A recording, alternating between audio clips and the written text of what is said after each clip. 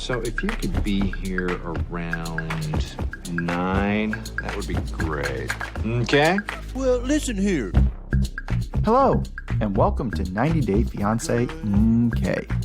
I'm Mr. O, and today, Miss H and I will be discussing Season 8, Episode 13 of 90 Day Fiance.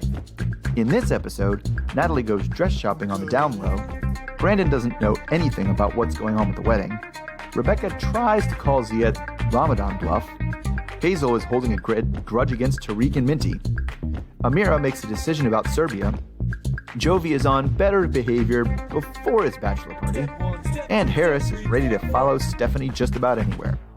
As always, we'll end with our Students of the Week, Class Dunces, and Life Lessons. If you like what you hear, please support us by subscribing and leaving a 5-star rating.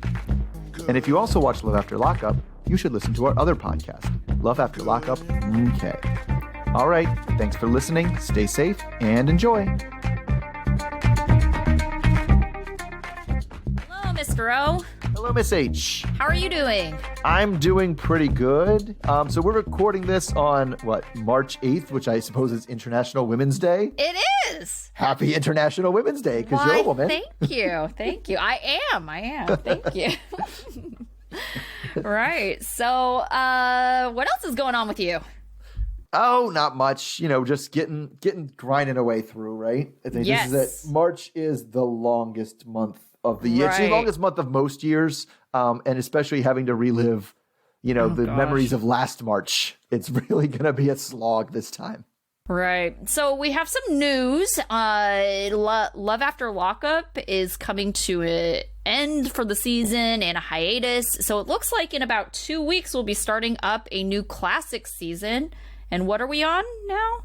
It is going to be before the 90 Days Season 1. Yes, which I'm very excited for Mr. O to watch because he has not seen it from the beginning. And this is where, you've seen it. Train wrecks.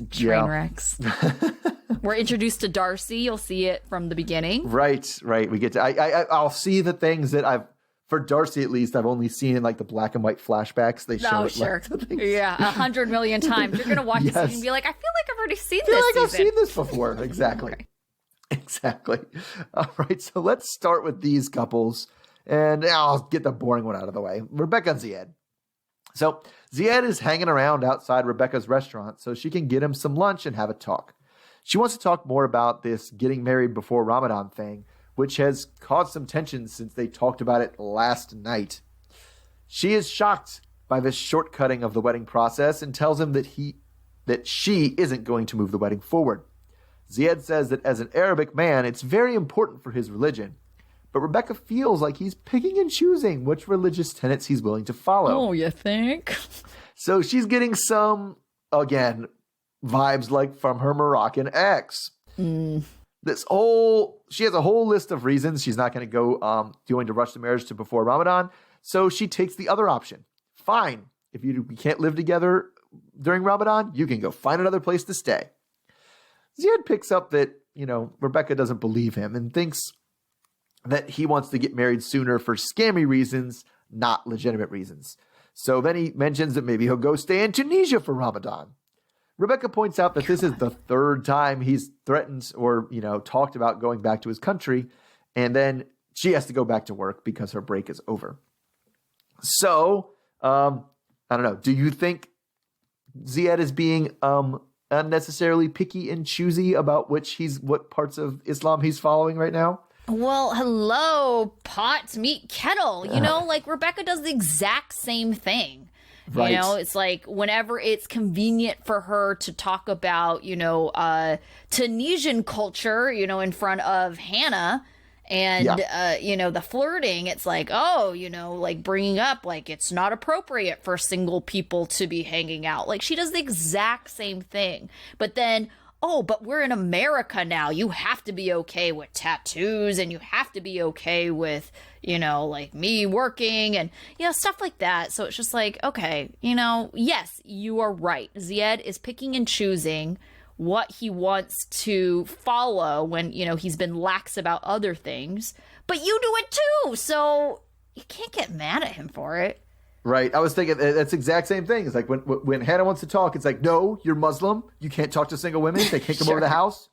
And it's like, oh, well, as a Muslim, I also can't stay with unmarried women during Ramadan. Nope, that's not acceptable. Nope, you're an American now? Exactly. Right. But yeah, when she brings up you're Muslim or you're in America, it's very situational. Yeah, definitely. I mean, I don't see why they can't troubleshoot this problem.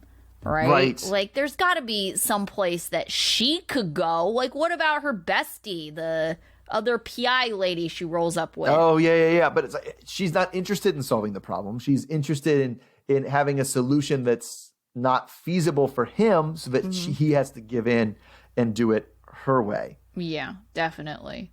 I don't know. I don't think I quite get multiple people in this season, their reluctance to just do the courthouse. We'll do the courthouse thing now. We'll have a real ceremony later. Like, just let's go. Yeah. How many friends do I have that have done the exact same thing? Like, they had something planned, September-ish time, even summertime, right? They waited to the kind of last minute, realized, okay, this is like simply not going to happen. They all got married at a courthouse and they're planning, 2022 to have a bigger thing. Like, I can think of 4 people off the top of my head that's happened to. Right. And it's just, I don't get her. And then the other thing too, well, I'm not going to be rushed into this, but you've already committed to it. Right. Like, I don't understand. Like, you're getting married. Like, so I don't understand. You accept that you're getting married, but like that whole, no, we have to wait until the 89th day. That's when we need to do it. So I have the most time to. So I know, but you're serious about it. Because if you wait 3 months, I know you're serious. But if you're only waiting 1 month, then I know it's a scam. I was very confused by it. Right. And I kind of feel like this is another example of Rebecca kind of being hypocritical about it. If he said, okay, well, this resort that you want to go get married at is free in 2 weeks before Ramadan. You want to get married here? She would probably be like, okay, because now it's like the dream wedding. I don't know. I think I just think she thinks she can't put together the dream wedding in 2 weeks either. Right? There's more to it than just the place. She's got to get her dress and the thing. But if she gets it catered by Joella's, then, she's set. Well, it's got the new hot chicken sandwich that Zied wanted to try. I actually wanted to try that hot chicken sandwich. That sounded really good. Is that a chain? I don't know. I've never heard of it. They don't have it here if it is a chain. I haven't heard of it. I like hot chicken. Like, that's the only reason to go to Nashville. Like, hot chicken. Well, I mean, they're not Nashville, but, yeah, I know. It's not the same. Maybe it's not Nashville hot chicken. Okay. Yeah. All right. Moving on to Mike and Natalie. So Mike thinks things are good because Natalie isn't fixating on the past. They're preparing a surprise birthday for banished Uncle Bo. The next door neighbor, Tamara, has bought a cake, and soon after Bo walks in, and by the way, doesn't seem to be too surprised, he's all smiles as he blows out the candle to his cake. Later, Mike and Natalie go fishing. Natalie says she really wants to enjoy it, and she's getting nervous because her visa is almost expired, and he hasn't given her the ring back, and they haven't really discussed a new date yet. Mike is showing Natalie how to fish and says it's good, clean fun. Natalie then brings up that they have 3 weeks left, and she's nervous because the courts are closed and she doesn't want anything unlegal. Michael says that they just need to focus on making progress. Otherwise, there's no wedding. And as soon as he says that, she sticks out her lower lip in a pout. Mike points out that they have had rough spots, and he will only say that they are heading in the right direction. Natalie says she has no other options but to wait on him to decide because it takes 2 people to get married. Well, she says that, but then decides that if this wedding's going to happen, she has to do her part. So she drives by herself to a dress shop because it's the last day the shop is going to be open because of COVID restrictions. Natalie is excited to be dress shopping. The sales lady asks her some basic questions like, is this an outdoor wedding? What's the timeline? But Natalie can't answer them. They reassure her, though, that a lot of brides do a bigger wedding later, so there's no pressure to make this one perfect, which makes Natalie feel much better. Natalie video calls her mom from the bridal shop to show her some dresses. Natalie's mom has no idea about their issues. Natalie's mom asks her when the wedding is, and Natalie doesn't really answer her. She's embarrassed and doesn't know what to say, so she blames it on COVID. Natalie doesn't end up buying the dress because it's too expensive to risk if the wedding won't happen. Back at the house, Mike and Natalie awkwardly hang out in the living room. Mike tells us that there's no way they will work out their problems in just 2 weeks, but they have to come to a decision. He starts off the conversation with Natalie saying that COVID has made everything crazy right now. He uses that to say he doesn't know when the best time to do anything is, as he just kind of holds out the ring for Natalie. Natalie says, well, maybe you ask me? And he asks her to be his fiance again. She asks if he can forget the past, and Mike seems confused and tells her that she's ruining it. Natalie says it's important that she knows he forgives her. Mike thinks that she's just nitpicking and not enjoying what should be a happy moment. Mike says he doesn't forgive her, and Natalie is stunned because she thought they were starting fresh. Mike asks again if she wants to be his fiancée and asks her to stick her finger out. He then charges her $1 for a kiss. Natalie doesn't care, though, because she has the ring back, and Mike only cares about non-social distancing sex. Okay, if Mike hasn't forgiven Natalie for what happened in Ukraine or Russia? Yeah, it was Ukraine. It was Ukraine. Kyiv. Yeah. Yeah. With all the arguments they've had, why is this the first time we're hearing about it? Wait, I thought he hadn't forgiven her for like throwing the ring back at him. Like, I thought that was specifically what he was not forgiving. Yeah, but that happened in Ukraine, right? Yes, that happened in Ukraine. And I thought I don't know, I kind of understood that he had not forgiven her for that. But it didn't seem like something that she was preoccupied with or even concerned with until he offered her the ring back. Because she was like, when are you going to give me the ring? When is he going to give me the ring? But I think that's also because she assumed that when he did give her the ring, that was the act of like forgiveness. Mm-hmm. But I don't know. Again, I get confused by people when they're doing them like specifically this. Because I feel like every time we see them arguing, it's like a different facet of the same problem. Uh-huh. And so, I mean, like, even with this whole Sarah thing, I felt like that came out of left field. Like, wait, we're worried about this now? And I thought we were worried about something else. But I don't know. I just feel like the fact that he hasn't forgiven her for that, I mean, he even says it now. He says explicitly he hasn't forgiven her for that. I feel like that has not been part of these conversations. No, but it's also really weird that he was like, I haven't forgiven you for that. Now put out your hand so I can put this ring on it. Like, yeah, it's like the back and forth that just really, zigzagging in their conversation of, I hate you. Here's a hug. Like, here's a ring, but I don't forgive you. Also, let's go have sex. Well, the other thing with him is that I feel like he's the kind of guy that is just constantly joking around. And so, I'm someone who constantly misinterprets people who constantly joke around because I'm like, are they not serious? Yeah. I don't get it. Sure, I'm the same way. I don't know how to take it a lot of the times. Right. I'm like, I think you're joking, but I don't really know. Right. You're giving me no clues on the face. Yeah, no clues. I feel like when, he body slams her into the bed, though, that he's ready to get going. It was a really hard body slam. Right. He did not let her down gently at all. Yeah, I know, right? I was thinking that, too. I think I had that thought. I was like, I feel like that would kind of hurt depending on what kind of mattress you had. Yes. Like, if you forgot you left something in the bed, you can just land. Oh, man. Oh. Yeah.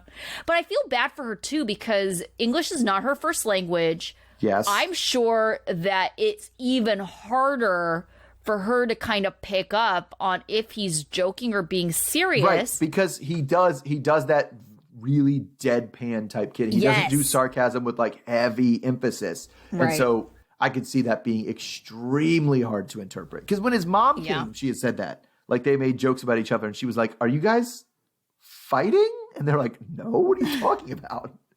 She's like, I'm so confused. I also feel like it is incredibly difficult when he doesn't give any facial cues, because I could see body language as being a good indicator if you're not familiar with someone's language, right? Right.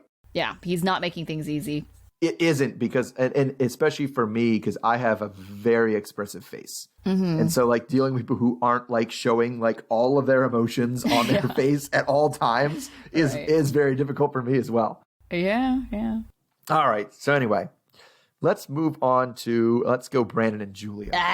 The rest of mine are all I know, but Brandon specifically, oh my gosh, he drove me absolutely nuts. He did. Oh man, we're going to talk about after the wedding dress shopping last week.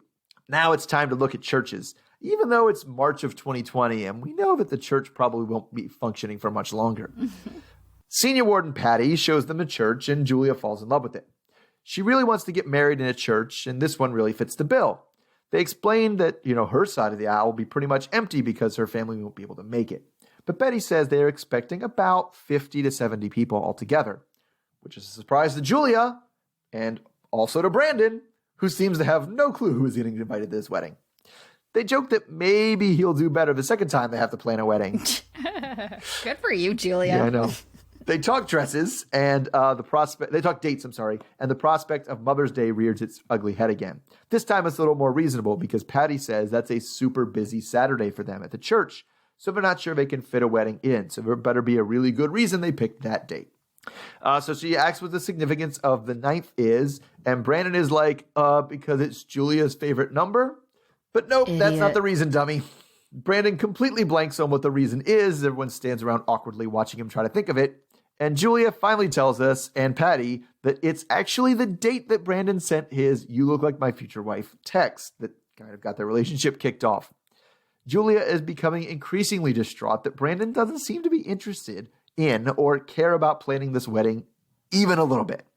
And it makes her feel like he doesn't want to marry her, and she tells him as much. They have a conversation in the back pew of a church where she tells him that she's concerned that his mother is doing more wedding planning than him. So after all, now who is it she's marrying, Brandon or Betty?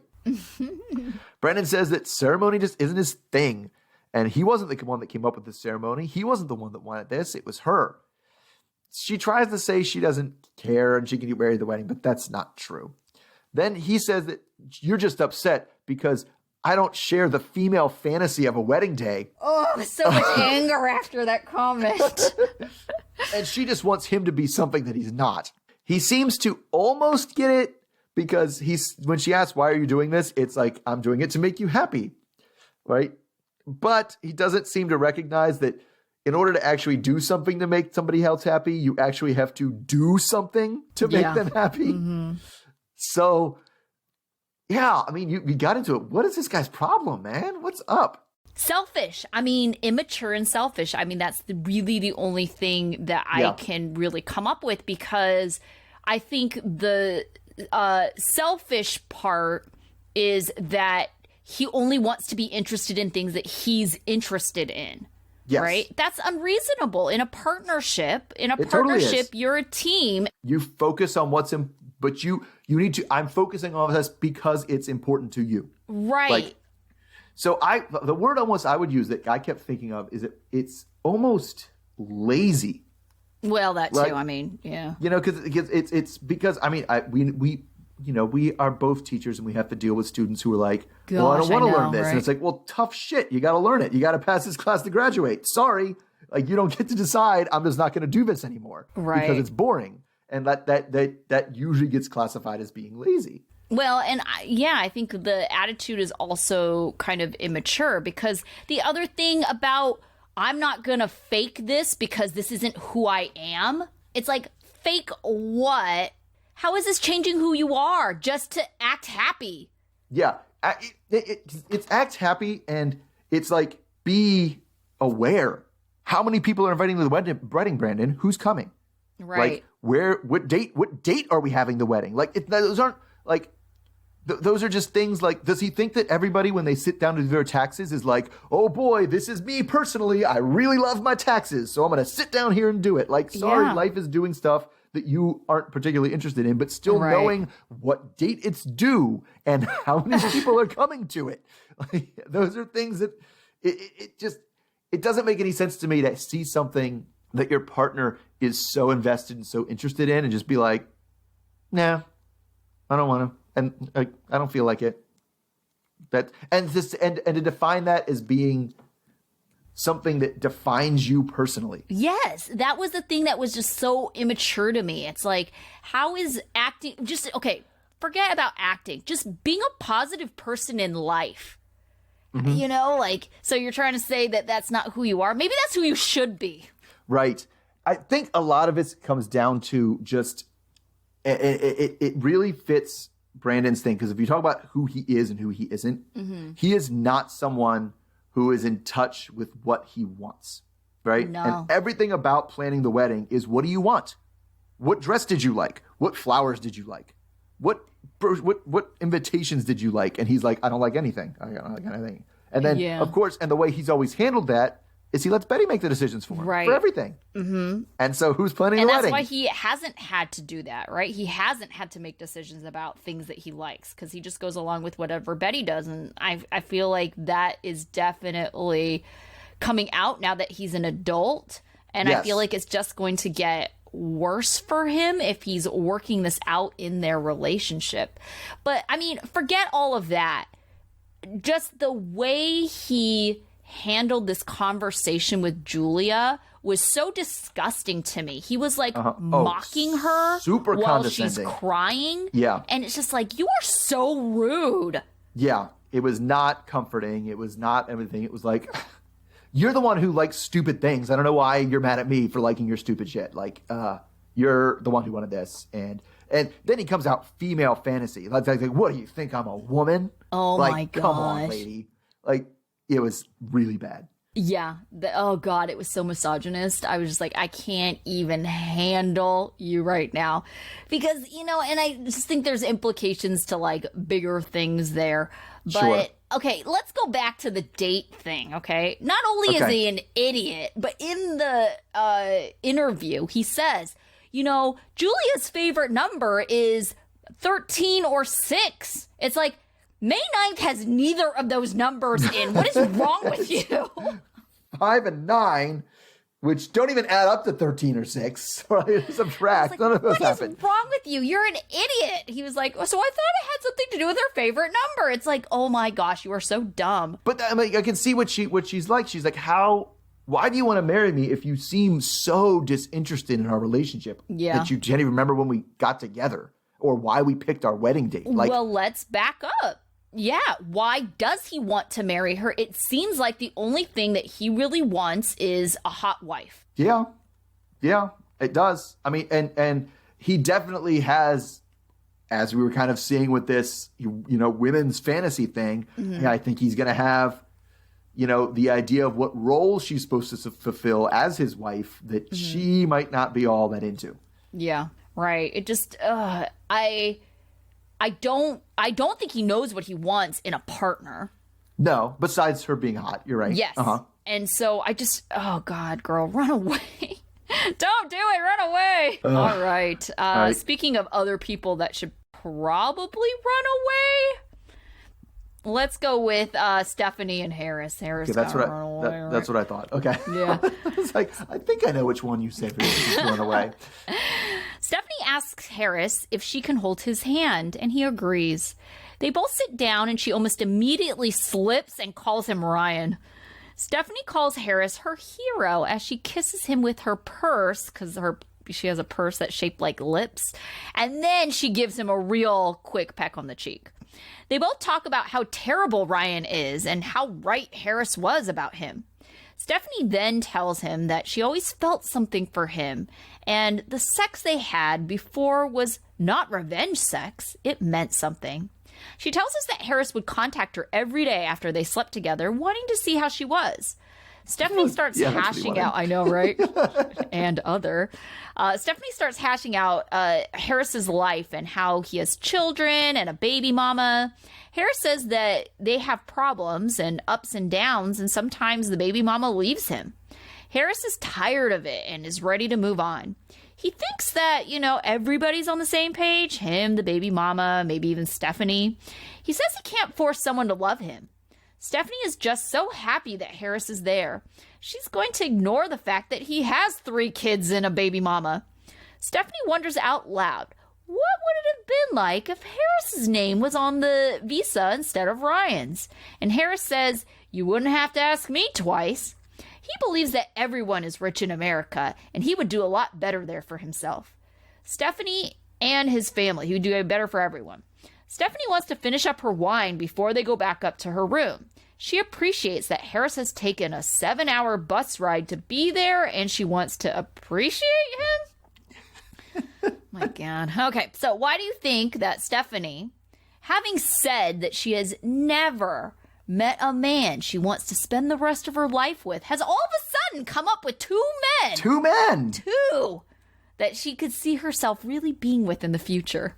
I mean, I guess I don't know at this point, I don't know that I buy her word that there's never been a man. No, I call shenanigans on that shit so hard. Especially the way she, with Harris, she totally retconned everything that happened with Harris, right? Oh, yeah. Because the first time through, it was like, it was a huge mistake, and I was in such a fragile state, and he took advantage of me. And then she breaks up with Ryan and was like, actually, it wasn't about the sex at all, and we had this super deep connection, and I think it was a lot more than that. So it's like, I feel like as soon as she breaks up with all the guys that she could have seen herself with, she breaks up with them and is like, I actually never could have seen myself with him. It would never have worked. The whole time I knew that. Like, that is so true. Because she really, Harris meant nothing. What a terrible person.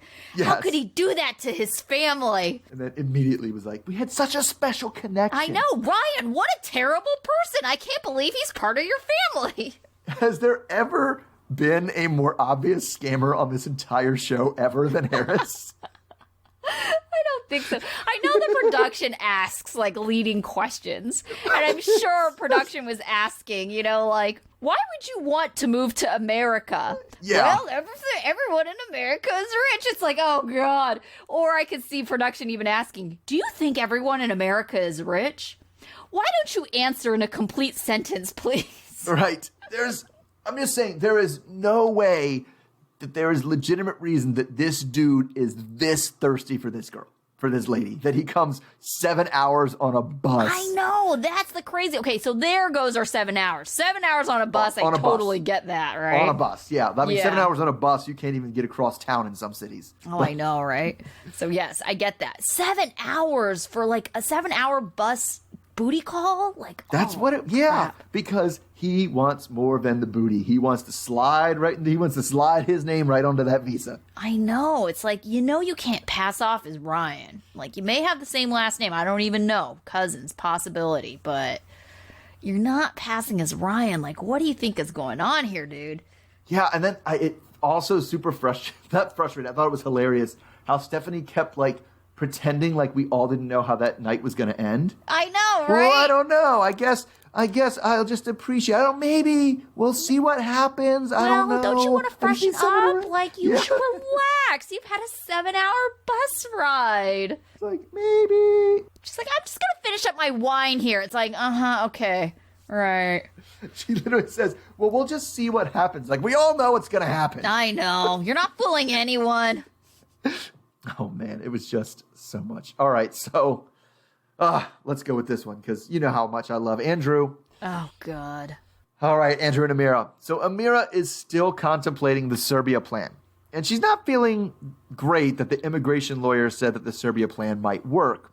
She would rather wait and hope for the extension on the K-1 to be granted.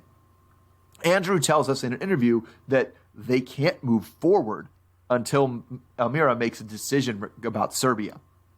Andrew plays some lip service when they talk to her trauma before saying, but, we're under a ticking clock. God. And he's, what direction we're going, so I can plan things.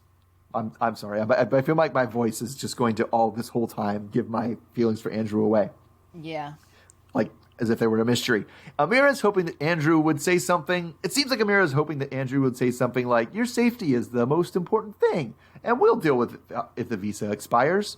But that's not in the cards. When Andrew wants something, he just asks until he gets his way. He says he doesn't envy the position she's in, and then Amira relents and agrees the two go to Serbia. She says that the most important thing to her is that she not lose Andrew. And she starts to praise her for making the right decision. He tells her, you're so brave, before they hang up. Next up, Amira is on her way to the airport for the Serbia plan. She is very clear that it's pressure from Andrew that makes her feel forced into doing this. She breaks down on the way to the airport because in order to do this, she's giving up her friends and family who don't support the plan. She's scared to have to spend 14 days alone in Belgrade, but is excited for all the makeup stores in the U.S. and the possibility to live in cities that Andrew doesn't live in. She says she's, doing crazy things, but it's all out of love. Once she takes off, we flip back to Andrew checking on her flight status. The flight has landed, but he's nervous that that she might have a similar experience that she had in Mexico. Thankfully, she makes it through customs, and production catches her leaving the airport and getting into a car. Now she says she finally can feel hope that things will go well this time, but is still pretty scared to be stuck in a big hotel room in a country that she doesn't know anything about. So Andrew calls her when she's finally in, as he says, Belgrade, and is happy, but Amira is just not feeling it. She feels that Andrew does not understand or appreciate the sacrifices that she's made for him. So I guess my thing is, do you think Andrew not understands or appreciates, but cares that she sacrificed for him?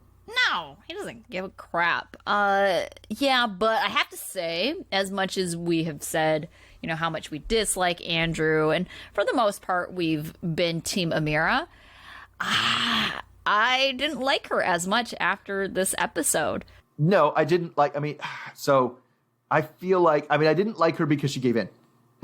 Yes, that was part of it. Like that, and to me, it makes me feel like, what is up with this woman that she would give into this? Is she normally that kind of much of a pushover, or has Andrew really just manipulated her into the point where she's just putting his hands? Well, that's the other reason why I felt not so fond feelings about Amira after this episode. It just seems like a lot of really shallow things, right? It just sounds like she really wants to be in America because of the makeup. I was like, why are you even saying that? You're in France. Yes, exactly that. Okay, it's not like the makeup. I'm pretty sure most of our major makeup companies here are French owned anyway, right? That's what I'm saying. Yeah.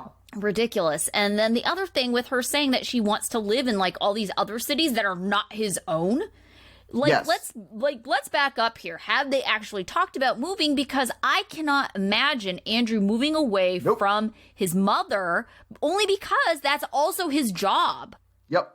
She mentioned living in San Diego and Vegas, which are, both sound great, but I don't see him leaving. I don't see him leaving at all. I don't see him leaving either, because what kind of job is that guy going to get? Yeah, it's true. It's true. So it definitely is, because that's been the question I've had since the beginning of this, is what does this lady see in this dude? I don't know. I don't understand. It doesn't make any sense, because she keeps saying I do it out of love. And this is something we always come back to. Please put in real words what it is you like about this person. And I don't know how she could do that. I don't think she could either. And the kind of cherry on the top for me was, she says that she gave up on her studies. It's for this guy? For this guy? Yeah. Because he wants you here right now. That's ridiculous. Yeah, he just seems to have got her in a position, and this may be an easy position to get her into. I don't know, because this could be just her personally, where she's just living in fear of how he would react to anything she does. Everything. So she says it's out of love, but it sounds to me like everything she does is out of fear. And desperation. So I kind of feel like this is a life lesson right here. Any love that is really, truly going to last can wait a year or two. Yes, absolutely. Absolutely. That was insanity, that he's just we can't wait. We have to know what my plans are going to be. And the thing that set me off about Andrew this time, because there's always something that sets me off.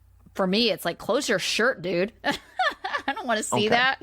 Well, he's got bad hair all over. All of his hair is bad hair. All of his chest was a completely different color than the rest of him. It's just but his hair he's got a frizzy man bun, and he needs to trim up the beard. There's a lot going on. Okay. But he kept saying, "You're so brave." She was a goddamn kid getting their cavity filled at a dentist. God. Oh, just be strong and brave, baby.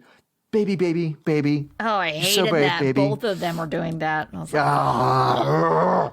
so much. Yeah, I thought it was especially gross, speaking of which, when he tells her, I think you made a good decision. It's like, yeah, because it was the decision you wanted her to make. The right decision. Like, oh, thanks for making So the right gross. decision, baby. God, oh, yeah. This guy. So these two. I mean, I feel like based on social media, it's not gonna end well for them. And at this point, I'm team no one. I'm team, I hope, like, she can be made whole because she just seems like a broken person right now. Yeah, it's not good. But yeah, like I said, team no one. All right, let's talk Tariq and Hazel. So Tariq is feeling discouraged about his interaction with Minnie. He worries that Hazel will have second thoughts about their marriage. Hazel wants to talk, and she tells him that she's mad. Tariq thinks it's going to be one of those talks. Hazel very reluctantly tells him she's mad because of Minnie. She feels like Minnie is trying to steal Tariq, and she feels stupid. Tariq defends the situation and says he thought she would help them, and it was obviously a bad idea because Hazel threw attitude from first sight. Hazel said of course she did because Minnie was disrespectful to her. Hazel says that X means no communication ever, as Tariq rolls his eyes. He asks her, how long is this going to go on? Wondering if she's always going to wonder and not have any trust in him. He thinks that she's trying to make him out to be a villain, and he hasn't even done anything. She thinks he's trying to get back with Minnie. Tariq then says he isn't, and she wonders why he's getting so defensive. Hazel worries that one day he may fall in love with Minnie. She doesn't believe Tariq at this point. The wedding is 2 weeks away now, so Hazel feels uncomfortable. He tries making small talk in the kitchen, but Hazel is just cold and distant. And Tariq says that this is ridiculous and she needs to get over it because they have family coming in soon. Tariq doesn't know how long this cold shoulder thing is going to last, but Hazel doesn't seem ready to be over it right then. Tariq goes on to try on tuxes with his friend Jake / wedding photographer. Tariq doesn't know what's going to happen with him and Hazel, but he knows that he's gonna look fly either way. Tariq is stressed because he left it to the last minute, so the tux will be ready also last minute. He tells Jake that they have been arguing a lot lately. Jake sides with Hazel and says checking on Minnie was stupid. He says he's not team Tariq right now. Jake gives him a reality check and says that Tariq is crazy. Jake asks if Tariq has any feelings for Minty, and Tariq takes a long pause before he says no. Jake encourages him to delete Minty's phone, and Tariq says, sure, I will do that, like in the future. Tariq wonders what this will be like in the future, and he worries that if the trust isn't there in the relationship, that maybe they have bigger problems. Okay, so at this point, it definitely seems like they're both really kind of reevaluating everything. What do you think that both of them are really truly getting out of this marriage? Like, what's their motivation to get married? I don't know. I think for her son and the possibility of just having a better life, but I don't really get what Tariq is getting out of this. I mean, I don't either, because I mean, I thought this week specifically made Hazel seem like a really, really difficult person to have to work with. Oh, yeah. Even when she has a conversation, she kind of sits down. I'm mad. About Do what? you want to elaborate what you're mad about? About Minty. You want to give me some more there? And then she does that and doesn't have a conversation, and then just gives you the silent treatment. And he's like, "What? I don't know." And so it's a childish way of arguing. Like, we're never going to work things out if you're just like making me guess what you're mad about and then fix it in no ways. I mean, I think Hazel's biggest problem at the end of the day is she's super insecure about not being Ty. Yeah. And I think she's just like convinced that at some point there's going to be a Ty girl that he's going to leave her for, whether it's Minty now or some other girl later. Yeah. And so and you're right, that's a good question. So what is she getting out of it? I guess sticking through for her son, but she seems to care that he hurts her too much for that. You know, she seems to genuinely like the guy, but is also convinced that she can't trust him. Yeah. But him, I don't know. I can't figure it out. Unless he, besides, thinks she's hot. Like, I don't know what she's bringing to him. Yeah, because I was going to say, I can see how he thinks he loves her, right? And I definitely feel like people get that way. Like, they're like, oh, I really love them. How could I, there's a sense of loyalty. I love this person, so I need to stick with it. But at the same time, it's kind of like, yeah, but do you want to be a partner with someone who is going to get mad, not communicate exactly what it is, and then just make everything awkward and, like, uncomfortable? Yeah, I mean, and there's not giving you no way to, like, solve the problem. Right. No way to move forward at all. Just as, like, I just want to come into the room to let you know that I'm mad. Yeah. Drop everything. Yes. Quit Stop tearing breaking up down those boxes. Stop tearing down those boxes. And let me know I'm mad. I just want you to know that I am mad. That is all. Okay. Tuxedo shopping. Yes. Why did the clerk have masks on and neither one of them had masks on? I don't know. Oh, it drove me so nuts. I was like, because it was like May, and I was like, the early ones, it was like March and, things. I'm like, okay, the first people, they told us not to wear masks. By May, everybody was wearing masks. Well, I mean, at this point, I just make the assumption that most maskless scenes are, Production like, saying take off your mask. Yeah, specific for the show and not like how it is. Like if you went in there as a customer, not on the show. Sure. I'm sure it was one of those situations where they didn't let anyone else in at the time. Like it was almost like a closed session. So that's more of a gripe at production. I'm like, I feel like you could have produced a show where people were wearing masks when you filmed it in May of 2020. Like whether or not it was actually like, just to be like, because it's supposed to be a show, but it's literally a reality show. Like, right. So it takes you out of the scene, and because it's supposed to be like real. Like, they're really talking to this clerk guy, and nobody's wearing masks. It just doesn't. I think it's just an audio thing, right? Like it is true. Like you can't hear as well. It's like muffled when you have a mask on. So yeah, I think they're doing it for the sake of the audience. I feel like they could make something work.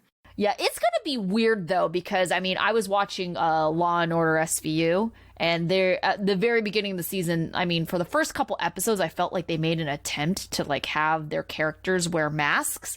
Okay. And then I don't know, we're midway through the season. Like, you rarely ever see anyone wearing masks. But I feel like it's going to be funny, like, from, looking back at, like, a time capsule kind of situation. Like, there's going to be these random shows, that are, like, going to be wearing masks, and you're going to be like, what's up with this?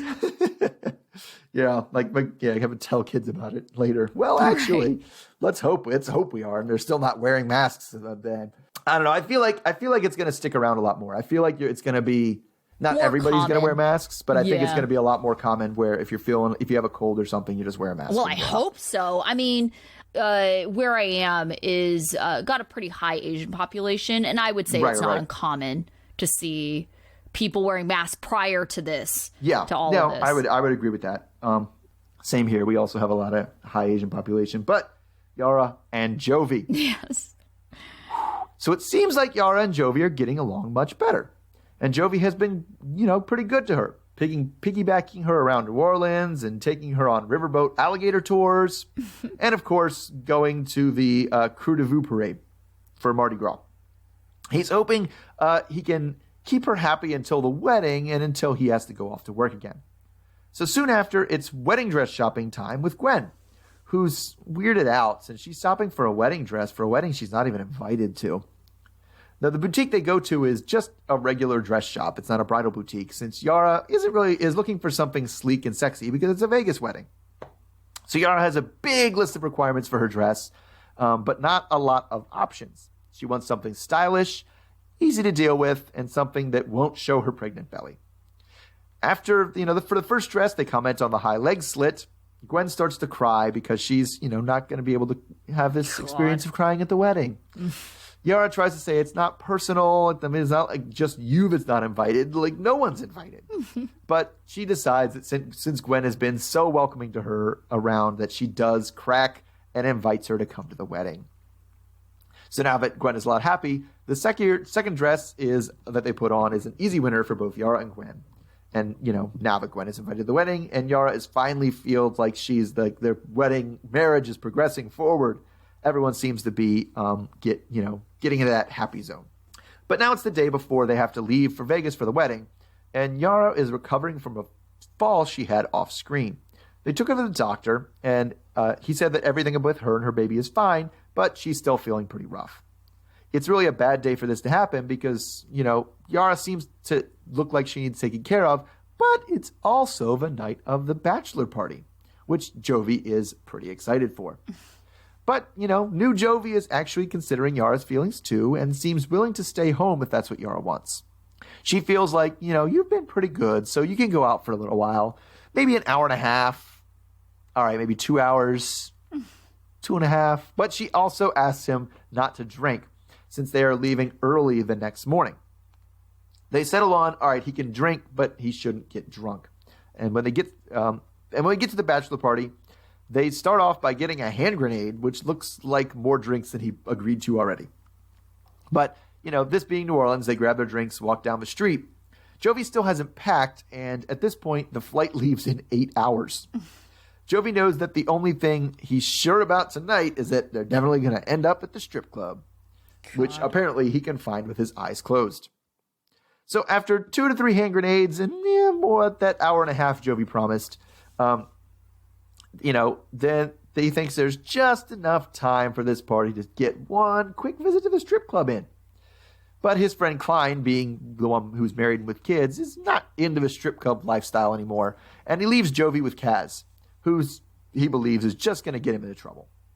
Jovi says he misses his strip club, which he used to go to 6 or 7 days a week. God. And he says he doesn't want to go home at 11 because what's the fun in that? So he burns through a big stack of bills, and, soon they're sitting at the table with strippers in their bottle service. And Kaz pays to have the stripper take Jovi to a private room, and as they walk up there, that's where the episode ends. So, is this the end of New Jovi? I don't know. I don't think New Jovi was really, real anyway, right?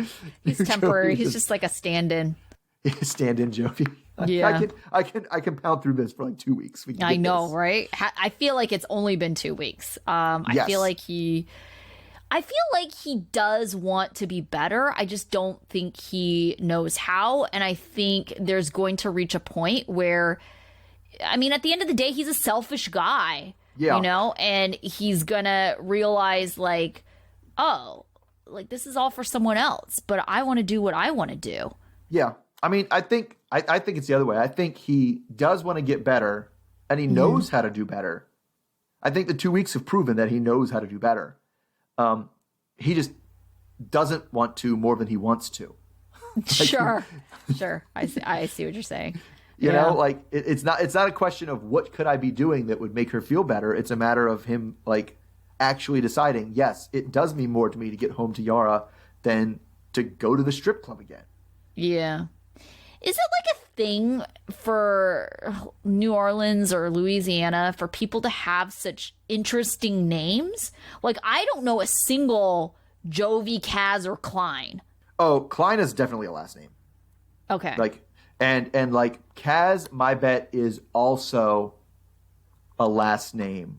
It's Kozlowski or something like that. And everybody's called him Kaz. Dudes go by their last names all the time. So that's where Sullys and Murphs and, things like that come from. Right. Yeah. You know how guys are like that. And guys tend to have, when you have a close-knit, a good group of guy friends that all go out drinking and stuff like that, they always end up with nicknames. That's Bean, and that's String Pole, and that's why? That's Pork Chop. It's why? Where did Pork Chop come from? I can't even remember. We were really drunk, but he's Pork Chop now. What's Pork Chop's real name? Mike, I think. I feel like it's a little bit better with Facebook nowadays for knowing people's real names. That's right? true. That's true. Because they don't put Pork Chop on their Facebook profile. No, I'm sure they would not. Let's get back to Gwen. What a manipulative lady. I know. It just seemed like she finally did it, right? I don't know. She said she did it out of goodness, but I think she was just came to the calculus. I am going to have to hear about not inviting you to this wedding for as long as I'm married. Yep. And I don't want that. She's the more she mentioned it, the more she was oh, she's never going to give this up, is she? Nope, she is not. Yeah, she's the kind of lady that's going to guilt you for the rest of your life, too. Oh, yes. She would definitely for oh, I'm so glad I get to meet my new grandchild. If only I could have been there for your wedding. You're like, that has nothing to do with that. Yes, it's definitely. Oh, we come back. Okay, so what did you think of the dress, though? It was all right. I mean, I liked it. Okay, the cut was fine. I'm like not really that into like sequins, so even the dress that what other wedding dress shopping did we see this week? I think it was Chevelle Natalie? from Quaylen and Chevelle. Yeah. Oh no, actually Natalie too. Like the sequined tops and just It's Well, just that's not everything. my style. But that's all of the dresses are like that now. Like I feel like when we see them. I'm not really that into it. That's personal preference, personal taste. I like this. I like the sleeves, though. That was one of the things I wouldn't have guessed a dress with sleeves. I was like, oh, I thought that really worked. Yeah. Not everybody can pull that off. Oh, but come on. Yara is beautiful. She would have looked great in any of those dresses. That's true. That's Yeah. Also true. Yeah, even her concerned about her pregnant belly was just like, oh, God, that's like most people, like, just regular. After going on a juice cleanse for 3 days, that's most people.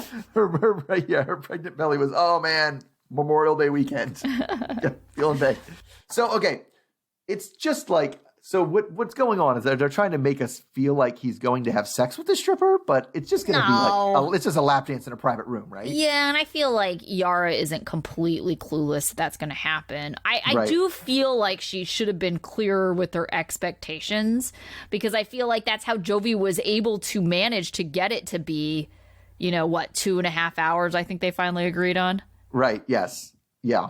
But but it's definitely it's exhausting having to deal with somebody where you're like, okay, I have to think about every possibility. Like, oh, I know, right? No lap dances. Well, it wasn't a lap dance; it was a private. No. Like that was a lap dance. Don't. You're trying to lawyer me on what I said not to do. Yeah, I think it would be better just to give you a list of approved activities. Yes, we need to whitelist Jovi's activities here. Yeah. Oh goodness. All right. So, let's see here. I think that's all from everyone, right? Yeah, it's everybody. That's all of them. Okay. So, who was your student of the week then? I don't know. Yara, I guess. Yeah, I know. Same. She did end up at least smartly or nicely deciding to invite Gwen to the wedding. So she's still mostly getting what she wants. Yeah. But and the friends, but I felt like... Oh, yeah, that's right, because Kaz and Klein were coming too, yeah. But she's being very considerate of what Jovi wants, right? That's so true. She invited Jovi's friends and family, and she allowed him to go out without making it a huge hurdle or something that was like guilting him, right? She was trying to set some boundaries. She didn't do that part very well, but she didn't say, no, you can't go. Yes, yeah. That would have been too much. Because at some point it's like, well, why am I being good all the time? Like, right. I get nothing ever. Yeah, that's true. What about your dunce? I think we might agree on this. Yep, agreed. Yeah. So it just, oh man, just the super mocking. condescending, just the mocking, and his logic didn't make any sense except to the most selfish person imaginable. Oh, sure. Yeah. Like you would totally be on the same page. Ask me to pay attention to something I don't like. Oh, yeah. You would totally relate to Brandon and disagree with us if, like you're super selfish. You're like, oh, yeah, why would I ever do anything that I wouldn't want to do that's not being true to myself? Yeah, exactly. That's part of the female fantasy. I'm not a female, so I shouldn't have to do it. Oh, man. That's so selfish. That thing you said where it's like, that's not being true to myself if I pretended to like something I didn't like. Oh, my God. I've heard it. I've heard people say stuff like that. Oh, man. And they're the worst. Yeah. Yeah. If everyone was true to themselves, we would have a very selfish society. Right. And like nobody would get anything done ever. Yeah. So, yes. Very frustrating. Right. What about your life lesson? Do not plan on packing, especially for your wedding, when you're hung over like 2 hours before your flight leaves. Oh, goodness. That just sounds, the whole thing of, to me, going out and drinking, and I'm not Jovi, but even going out and being like, hey, I got a flight to catch in 8 hours. You know what I want to be on that flight? Super hungover. Sounds amazing on my way to my wedding. Sounds like a great weekend. Right. Well, some people are good about like sleeping a lot, right? And so to them, it wouldn't really matter. To me, I don't feel good. Oh, it depends on how you get. I guess it depends on how you get hungover. Because when I get hungover, I'm just nauseous for like 24 hours. It's my stomach, and I would never want to be on a flight and I was for that. like, oh my God, yeah. Yeah. Same. Okay, so my life lesson also inspired by Jovi and Yara, but it's more geared towards Yara. I feel like we see this specifically with our types of students with the subject we teach, but we cannot be vague with the immeasurable words, right? So saying things like, don't be long, don't be drunk, can be interpreted pretty widely, especially by Jovi. What does long mean? Well, long to Jovi probably is like 5 a.m. when he usually would roll in. Don't be drunk. Well, Jovi didn't think he was drunk at your engagement party. So I feel like his drunk isn't the same as yours. You need to come up with a consistent, measurable thing. You need to be measurable specific. Criteria and constraints. Exactly. So the engineering part. So you need to give specific time. You will be home in 3 hours. You are allowed to drink 2 drinks. Like being very specific about things like that instead of, too long. Don't get drunk. Yes, because that's a relative thing. Like how long and how drunk is not the same for everybody. And she knows that with Jovi. Yep. All right. Yep. So, I feel like we got to be wrapping up the season here soon, especially based on the next week. Yeah. At least they're starting to talk about them. Yes. There's actually plans. And then Yara and Jovi are leaving for their destination wedding. So it's got to be like the next time we see them. All right. So, who knows when we're going to be finishing up this. We'll be back for this show next week, and then our classic episode should start up soon. Yep. Sounds good. All right. Take care, everybody. Okay. Bye.